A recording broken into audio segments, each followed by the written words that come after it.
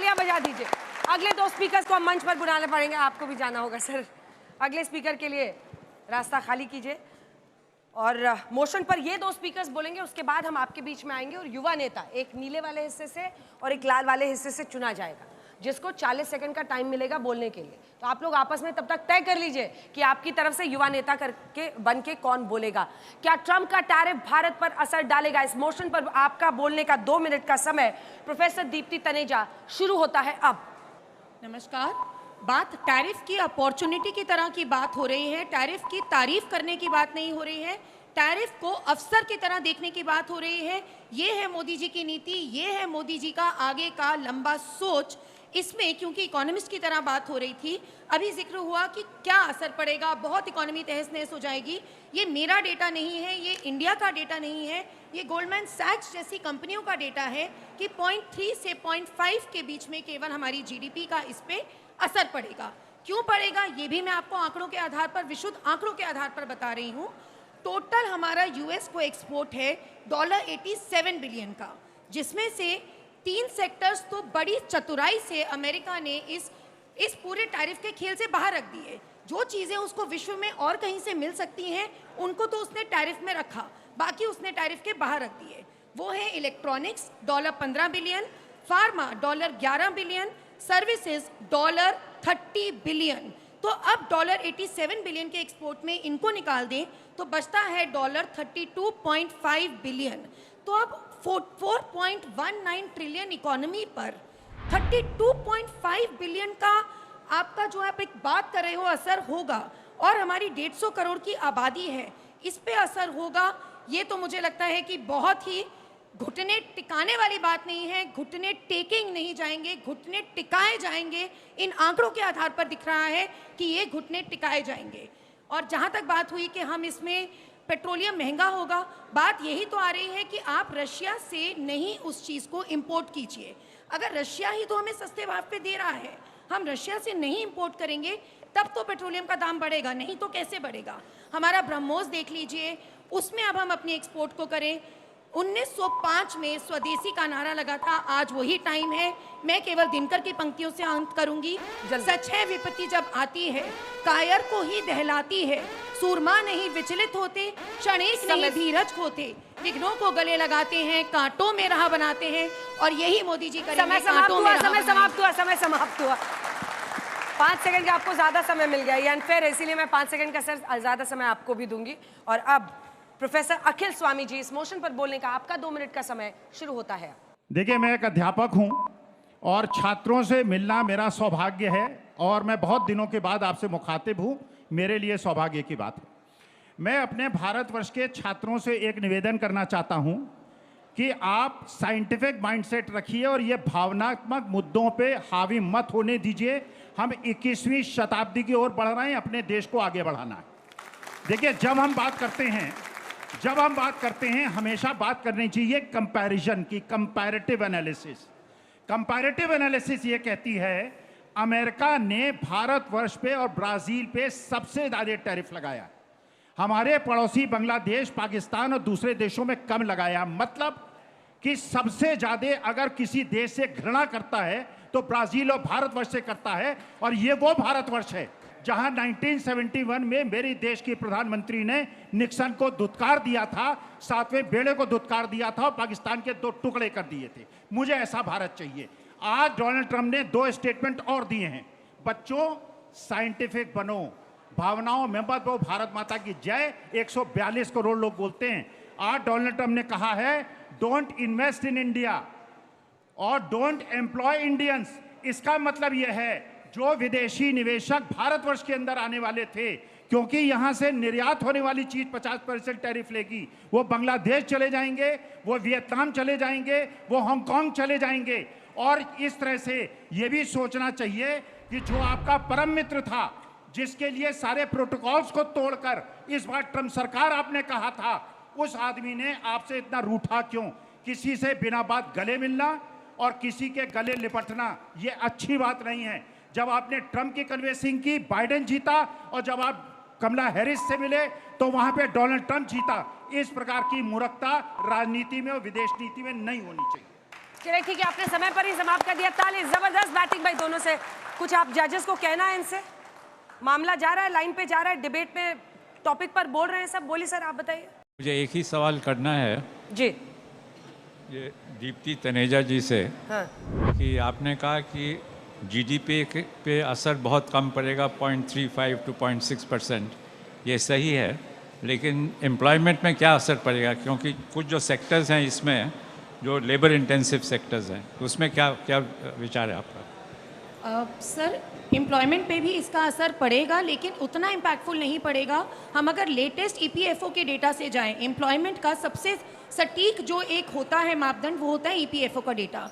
EPFO के data के according ही पिछले महीने 21 लाख लोग जुड़े हैं उस ईपीएफओ के डेटा में। तो जैसे कि आपने कहा, लेबर इंटेंसिव इकोनॉमी है, ये जो सेक्टर्स हैं बेसिकली जो है उसमें आपके टेक्सटाइल्स हैं, आपका झींगा है, आपके श्रिम्प हैं, और आपके जो ये कारपेट्स हैं, लेदर है, कारपेट्स हैं।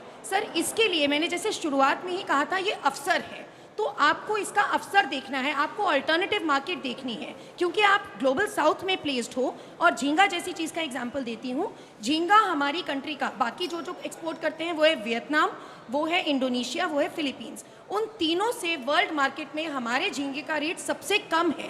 तो इसका हम अवसर ढूंढेंगे, अगर बाहर जाएंगे तो हम इसका फ़ायदा उठा सकते हैं। कमलेश जी, ताऊ। नहीं, मैं तो ये जो अवसर आप गिना रही हैं, वो अवसर तो हमेशा से रहे हैं। हमें आदत सी पड़ गई है कि किसी अवसर का उपयोग करने के लिए आपदा का इंतजार करना, कि मुसीबत आएगी तो फिर देखेंगे। ये हमारा पुराना इतिहास रहा है। पर मैं, आप दोनों एकेडमिक लोग हैं, आप दोनों से कम मैं अपेक्षा नहीं करता हूँ कि चूंकि यहाँ पे इस मंच पर नहीं, और भी कार्यक्रम है जिसमें राजनीति में बहुत धुआंधार बहस होती है, इस कार्यक्रम में आप लोगों से अपेक्षा कि आप जो है तथ्यों के साथ और जो मोशन है उसके आसपास ही बात करेंगे। आप बोलिए सर। धन्यवाद। हम असर की बात कर रहे हैं, आप लोगों ने अर्थनीति की बात की, कूटनीति की बात इतनी नहीं हुई।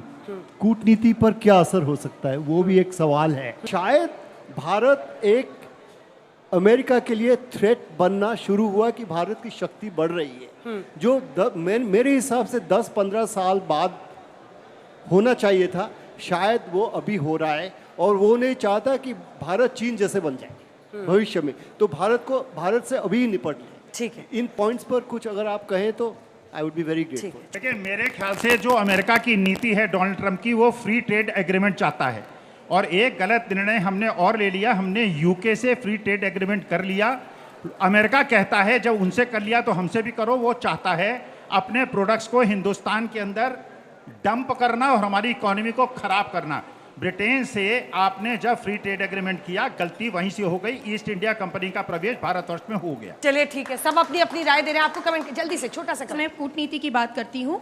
आपने ये बात बहुत सटीक पकड़ी है, क्योंकि हमने, मोदी जी ने बयान दे दिया पार्लियामेंट में कि नहीं, भारत ने और पाकिस्तान की अपनी आपस की सीज फायर हुई थी, अमेरिका को उसमें इंटरफेरेंस नहीं था। इस वजह से शायद हमारे शास्त्रों में एक मैंने कहानी पढ़ी थी जब मैं बचपन में थी, आपकी दादियों ने भी सुनाई होगी। जब किसी की एक बाह मरोड़ते हैं तो दूसरी बाजू अभी भी खाली है उसकी मरोड़ने के लिए। तो जहां आपने कूटनीति की बात करी, हमारे पास अभी कल आपने देखा होगा कि बोइंग की हमने $3.6 बिलियन की डील को अभी मोदी जी ने रोक दिया है, उस पर अभी रोक लगाई गई है। देन एक डिजिटल सर्विस टैक्स, हमारे पास बहुत बड़ा हथियार है ये अमेरिका की बाह मरोड़ने के लिए, जिसको हमने 2025 में खारिज किया था मोदी सरकार ने।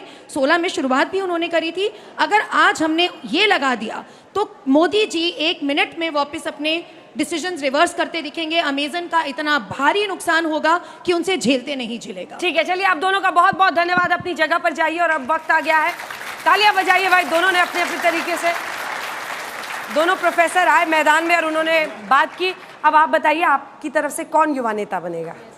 हाँ, आइए, आप इधर आ जाइए और धीरे से ऐसे पीछे से आप जा सकते हैं। इधर से कौन युवा नेता बनने वाला है? आप लीजिए, आइए, इधर से आइए, मेरे पीछे पीछे। एक ही बनेगा, आपस में ही लड़ पड़ोगे तो कैसे होगा? आ जा नीचे, पीछे पीछे। चलिए, आप दोनों के लिए बारी है। युवाओं को भी मौका मिलना चाहिए, अपनी जगह पर आइए, फटाफट सोच लियो क्या बोलना है। मामला फिट है? आपका इस मोशन पर बोलने का समय शुरू होता है अब। देखिए, भारत और जो है अभी अपने आपने सुना है कि खुले व्यापार की नीति अपनाता है। अगर अमेरिका हम पे टैरिफ लगाता है तो इसका मतलब ये नहीं कि हम किसी और अन्य देशों के साथ व्यापार नहीं कर सकते, तो इससे कोई इतना बड़ा खास असर पड़ेगा नहीं। और वैसे भी फार्मेसी हुई, आईटी हुई, बीपीओ हुई, इन चीज़ों पे टैक्स है ही नहीं, तो इनसे इतना असर पड़ने वाला है नहीं। तो भारत के पास अगर टैरिफ लगता है तो उस पर इतना घबराने वाली बात नहीं है। बाकी दूसरी जो चीज़ है वो हमारे पास है कि अगर अमेरिका भारत पर टैरिफ लगाएगा तो उसके लिए हम भी तो उसके लिए टैरिफ लगा सकते हैं। आयात निर्यात तो दोनों तरफ से चलता है, ऐसा तो है नहीं कि सिर्फ हम उनसे निर्यात ही कर रहे हैं, आयात नहीं कर रहे हैं। बहुत अच्छा, समय समाप्त हुआ, लेकिन अच्छा बोला आपने। अब आप मैम अपना नाम बताइए, तालियां बजाइए भाई, आपकी टीम से आए थे। अब इसी फिराक में रहेंगे कि मैं वहां नहीं था और ताली नहीं बजाएंगे, छोटा दिल हो गया। चलिए आप अपना नाम बताइए। यस मैम, मेरा नाम खुशबू है। खुशबू जी, आपका 45 सेकंड का समय शुरू होता है। जैसा कि आपने कहा कि हम लोग यूएस पे टैक्स या टैरिफ लगा सकते, तो आप लगा क्यों नहीं रहे हो? आपको लगाना चाहिए। आप तो रिटेलिएट भी नहीं कर पा रहे हो, आप सामने आके ये तक नहीं बोल पा रहे हो कि डोनाल्ड ट्रंप ने ये सब कर रहा है, जैसे कि सीज फायर का बात हुआ या फिर टैरिफ का बात हुआ।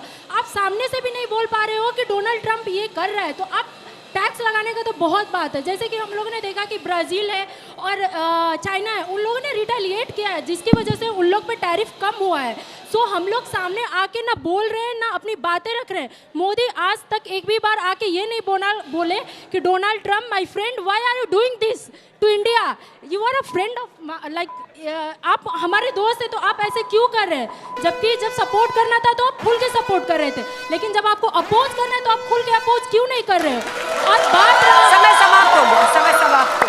चलिए बहुत अच्छा, दोनों ने बहुत अच्छा बोला है। बहुत बहुत धन्यवाद। जाइए अपनी अपनी जगह पर इधर से।